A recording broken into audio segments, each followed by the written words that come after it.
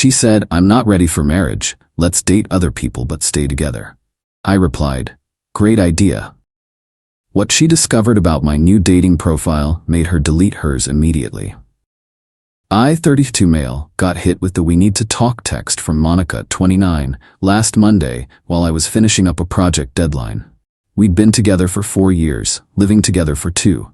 I'd started saving for a ring 6 months ago. The conversation happened at our kitchen table over the takeout Thai food I'd ordered to celebrate finishing my project. "Derek, I love you, but I'm feeling trapped. Like I need to explore who I am before we take the next step." She was doing that thing where she picks at her nail polish when she's nervous. "Okay," I said slowly. "What are you saying?" "I think we should open our relationship, date other people but stay together. It'll strengthen what we have." I put down my pad thigh. "You want to see other people. We would see other people, together but separate. It's very modern, very healthy. My therapist says it could be good for us." Her therapist, the one she started seeing 3 months ago for personal growth. Should have seen this coming.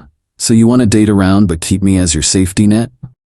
"That's not, Derek, don't be dramatic. It's about growth, finding ourselves. We're still primary partners." Primary partners. She'd clearly been reading relationship blogs. "And if I say no," she sighed, "then maybe we're not meant to be." "I need this, Derek. I need to know I'm choosing you, not just settling."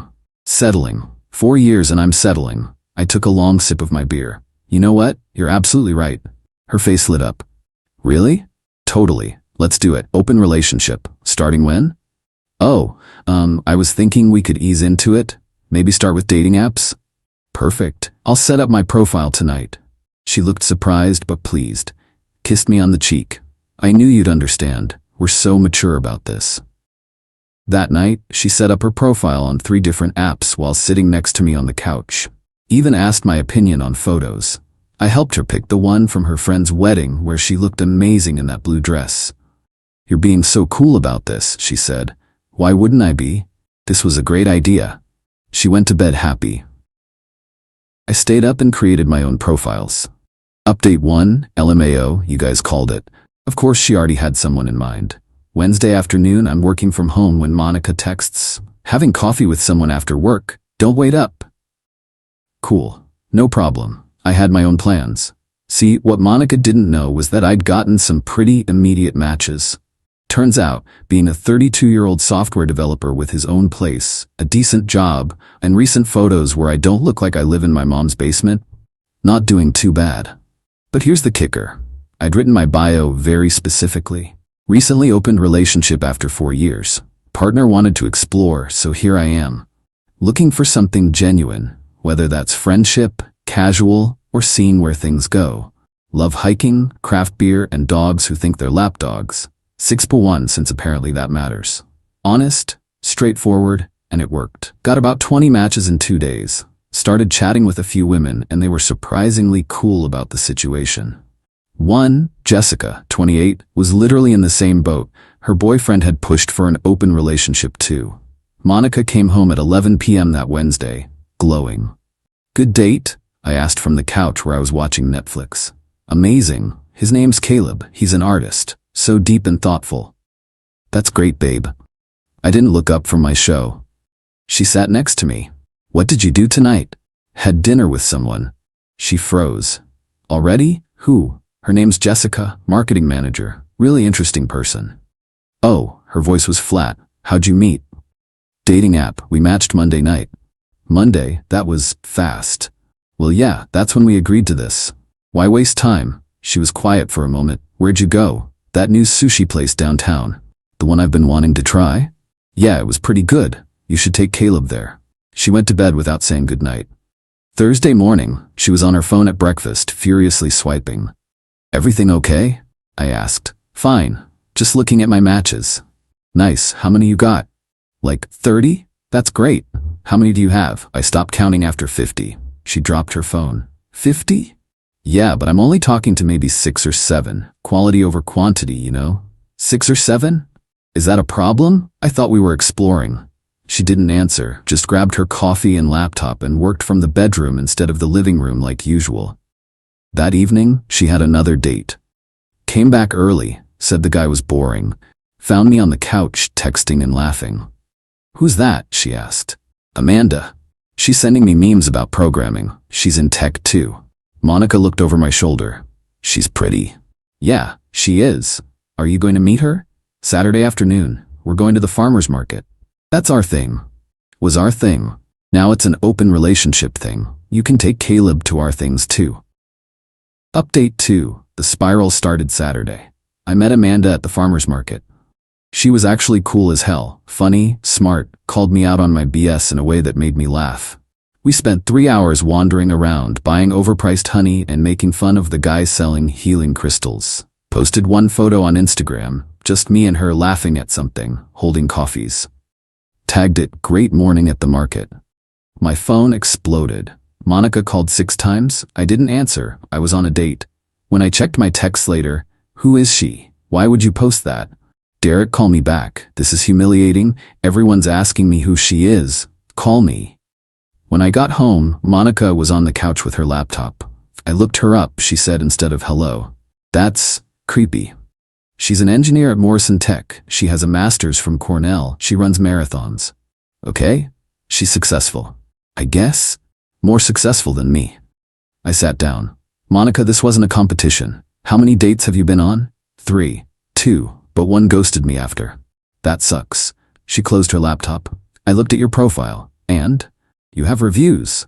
"Reviews?" She showed me her phone. "Turns out on one of the apps, people could leave comments on your profile if you'd matched." I had 4. "Actually shows up looking like his pics. Great conversation. Would date again.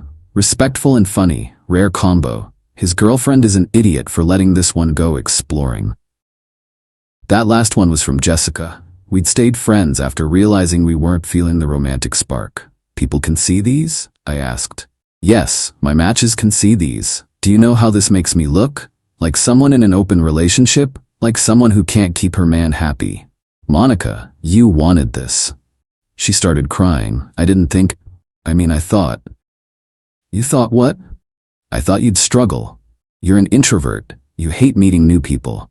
"I hate small talk at parties. This is different. These women actually want to be there."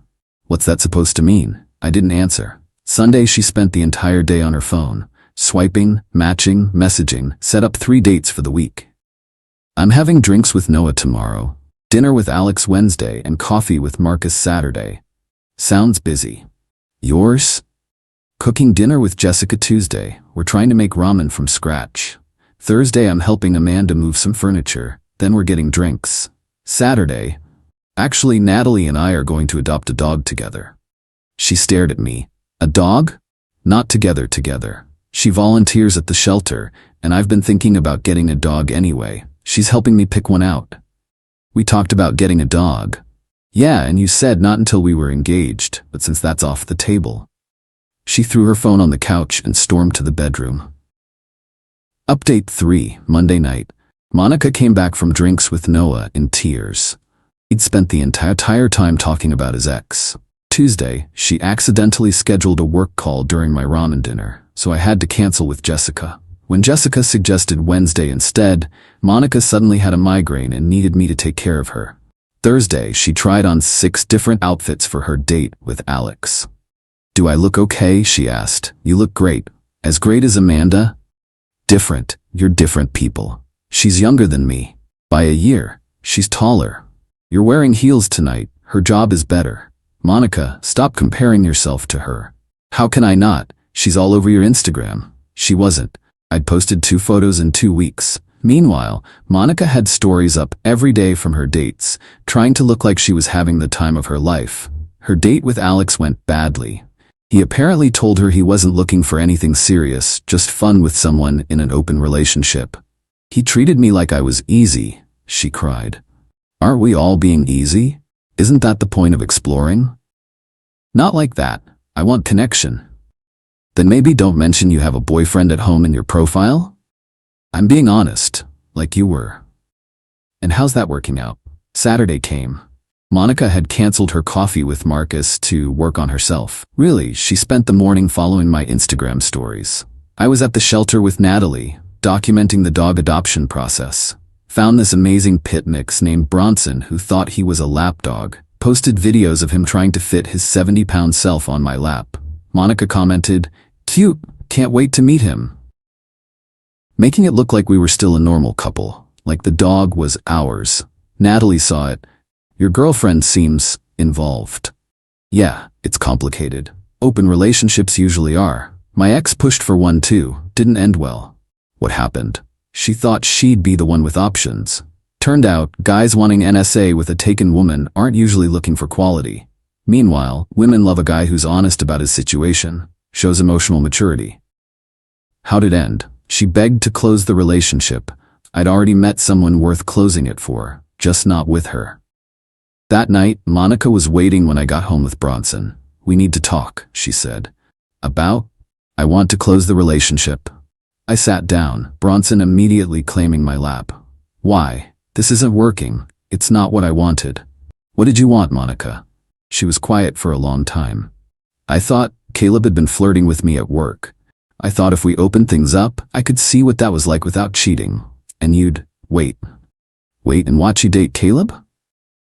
"Not like that. I thought you'd maybe go on one bad date and realize what we had." "I already knew what we had. You're the one who needed to explore." "I made a mistake." "No, you made a choice and I made mine." "What choice?" I pulled out my phone, went to the dating apps, deleted all 3 in front of her. "I'm done with the apps," I said. She smiled, relief washing over her face. "Oh, thank God, me too. We can work through this. I'm dating Amanda exclusively now." The color drained from her face. "What? We talked yesterday. Neither of us is into the open thing. Turned out we really like each other, so we're going to see where this goes. Exclusively. But we live together. We have 4 years. We had 4 years. You ended that when you decided I was something to settle for." "I never said that." "You literally said you needed to know you weren't settling." "I didn't mean it like that." "How else could you mean it?" She started sobbing. "Derek, please. I love you. I made a mistake. Close the relationship with me." "Monica, there is no relationship. Hasn't been since you suggested this." "Then why did you agree?"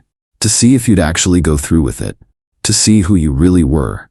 And honestly, to give myself permission to move on." "This was a test?" "No, this was goodbye. I just needed you to see it too." Update 4. The next 48 hours were intense. Monica called in sick to work Monday. Spent the entire day alternating between crying on the couch and rage texting me while I was at work. 4 years down the drain for some girl you met 2 weeks ago. You're throwing away our future. Amanda's gonna dump you when she realizes what kind of person you are. I'm keeping the apartment. That last one made me laugh. My name's on the lease. I've been paying 70% of the rent because I make more. But sure, Monica, you keep it. Monday night her sister Danielle called me. "Derek, what the hell? Monica's a mess. She wanted an open relationship. To spice things up, not to leave her." "Spice things up?" "She wanted to date her coworker. She told me you were controlling and wouldn't let her have friends. Male friends she wanted to sleep with, correct?" "That's not." "She said you agreed." "I did, and then I participated. That's the problem. You're supposed to fight for her." "Why?" "She literally told me she didn't know if she wanted me." "All women say that sometimes." "No, Danielle, they don't. Stable, happy people don't need to date others to know if they want their partner. You're going to regret this." "Already don't." Tuesday, Monica's mom showed up at my office. Security had to escort her out. She was screaming about how I corrupted her baby and ruined her life, and what kind of man moves on in 2 weeks. The kind who was done 6 months ago when his girlfriend started talking about her coworker Caleb every damn day, but stayed because he loved her.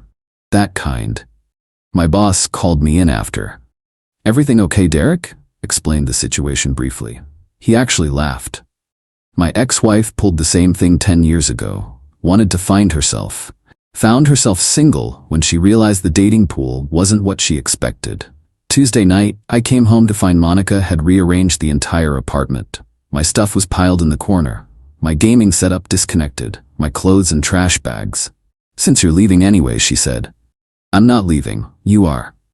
You can't kick me out. I live here. You're not on the lease. I've been paying rent. You've been Venmoing me your portion. That makes you my subletter at best, and I'm giving you 30 days notice. You need that in writing. I pulled out my phone, typed up a formal notice, and emailed it to her while she watched. You bastard. I'm being more than fair. You wanted to explore? Explore apartment hunting. Wednesday, she had a meltdown, a proper throwing things meltdown. Broke 2 plates and a mug. Bronson hid in the bathroom. You ruined everything. Monica, you need to calm down. Calm down. You replaced me in 2 weeks. You tried to replace me first. With Caleb. I didn't sleep with him. Congratulations. You still wanted to. I wanted to see if there was something there. And, she went quiet, he has a girlfriend. I actually laughed. Caleb has a girlfriend? Had. They're working through it. So he was flirting with you while having a girlfriend, and you thought that was someone worth blowing up our relationship for? Stop laughing. Monica, this is hilarious. You ended a 4-year relationship to explore something with a taken man who chose his girlfriend over you. But you chose Amanda over me. No, I chose myself over this dysfunction. Amanda's just a bonus. She threw my PlayStation controller at the wall. It shattered. That's $100 you owe me. Sue me. I'll just take it out of the security deposit you don't have. Thursday she started love bombing, cooked my favorite dinner, wore the dress I bought her for her birthday, put on the playlist from our first date. Remember this song? She asked. Yep. We danced to it in your old apartment. We did. We were so happy. Were we? Or were you already thinking about what else was out there? She started crying again. I was happy. I got scared. Marriage is forever. So is breaking someone's trust. You never even fought for us. I fought for us for 6 months while you emotionally checked out. I'm done fighting. Friday morning she wasn't there. Thought maybe she'd accepted it and left. Nope. She'd gone to Amanda's workplace. Final update. I found out about the workplace visit when Amanda called me Friday afternoon. Your ex is something, she said. What did she do? Showed up at my office, told reception she was my sister and had a family emergency. Jesus, Amanda, I'm so sorry. Wait, it gets better. She cornered me in the lobby and tried to woman me about stealing her man. What did you say? That she literally asked for an open relationship and I don't steal things that are freely given away. How'd she take that? She called me a homewrecker. Security had to remove her. Again, she's something. This is insane. I'm so sorry. Derek, it's not your fault, but she seems unstable. You might want to document this stuff. She was right. I started screenshotting everything. The texts, the emails, the voicemails. Monica had left 23 voicemails on Friday alone. Saturday, I was at a coffee shop with Bronson, dog-friendly place, when Caleb walked in. We made eye contact. He tried to leave, but I called out. Caleb, buddy, how's the girlfriend? He looked like he wanted to die. Came over reluctantly. Derek, hi. Heard you and Monica had coffee. Look, man, I didn't know that she was trying to blow up her relationship to be with you, or that you were leading her on while having a girlfriend. I wasn't. We were just friends. Friends don't make their coworkers think they have a chance. I never said anything explicit. You didn't have to. You knew what you were doing. He shifted uncomfortably. Is she okay? No, she's homeless in 25 days and currently stalking my new girlfriend. Shit. Yeah. Shit. Maybe next time don't flirt with taken women? It wasn't, yeah, okay. Fair. He left without ordering anything. Sunday was move-out day for Monica. She'd found a studio apartment across town. Expensive as hell, but that's what happens when you need something immediately. Her dad and brother came to help. Her dad looked at me with such disappointment. I thought you were better than this, Derek. Better than what? Being honest? Monica made one mistake. No, she made a calculated decision that backfired. Her brother Tony actually pulled me aside. For what it's worth, I told her this was stupid. You're a good dude. Monica always thinks the grass is greener. Yeah, well, sometimes it's just spray paint. They loaded her stuff. She took the couch. I let her. It was hers from before. Left the bed. Too many memories, she said. As they were leaving, she turned back one last time. I loved you, she said. I loved you too. Past tense. It doesn't have to be. Yes, it does. Why? Because I deserve someone who doesn't need to date other people to know they want me. She left crying. That was 3 weeks ago. She still texts sometimes. Updates about her life I didn't ask for. How hard dating is. How expensive her apartment is. How Caleb and his girlfriend are engaged now. That last one included, should have been us. I replied, no, it shouldn't have. You made sure of that. Then I blocked her number. Amanda and I are taking things slow but steady. She met my parents last weekend. They love her. Mom pulled me aside and said, this one's got her head on straight. Bronson loves her too, which honestly matters more than my parents' opinion. Found out through mutual friends that Monica's been telling people I emotionally manipulated her into an open relationship, then left her for someone younger. Amanda's older than her by 3 months, but whatever. Some people believe her. Most who knew us both don't. Her therapist, the one who supposedly encouraged the open relationship, Monica's friend caught her leaving a different therapist's office. Turns out she'd never discussed it with her original therapist.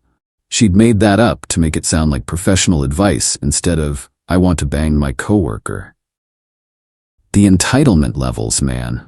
She really thought she could. Keep me as a backup plan, date around while I waited, have me pay majority rent while she explored, come back to me when it didn't work out, get the apartment she couldn't afford. Spin the narrative to make me the bad guy. Reality hit different. Lost the relationship. Lost the apartment. Can't afford her new place. Caleb chose his girlfriend. Dating pool isn't what she expected. Everyone knows what really happened. Last I heard, she's considering moving back to her hometown. Starting fresh, where people don't know the story. Good.